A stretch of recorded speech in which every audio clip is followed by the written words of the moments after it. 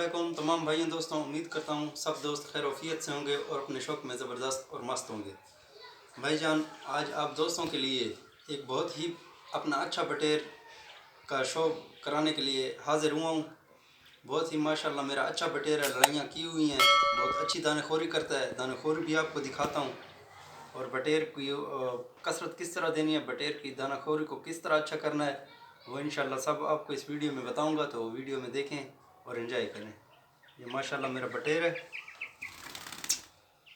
ये शौक करें।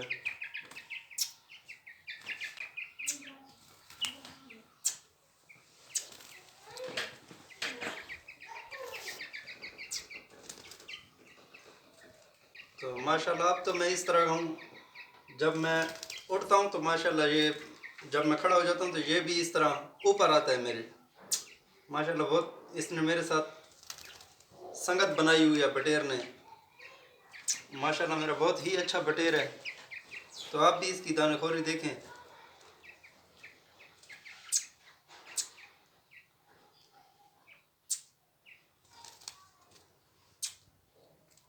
तो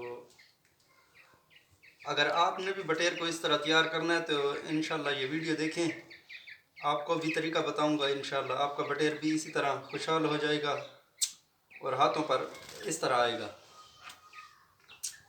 तो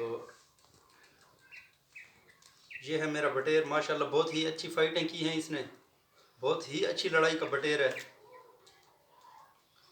तो आप ये देख सकते हैं। तो किसी भाई ने पूछा कि ये आप बटेर को किस तरह इस तरह रेडी कर लेते हैं, तो कोई इतनी बात नहीं है। मोहब्बत करते हैं परिंदे से, वक्त देते हैं, इसे हाथ में लिए फिरते हैं। तो एक अगर आप भी बटेर को इस तरह रेडी करना चाहते हैं तो अपने बटेर को पहले साफ़ करें, अंदर से कोई साफ़ा दे दें, पानी फेर लें अच्छा सा, बटेर साफ़ हो जाएगा अंदर से। फिर जब उसकी भूख पाड़ निकल आएगी तो इंशाल्लाह बटेर इसी तरह आपके हाथ के ऊपर उड़ कर रहेगा।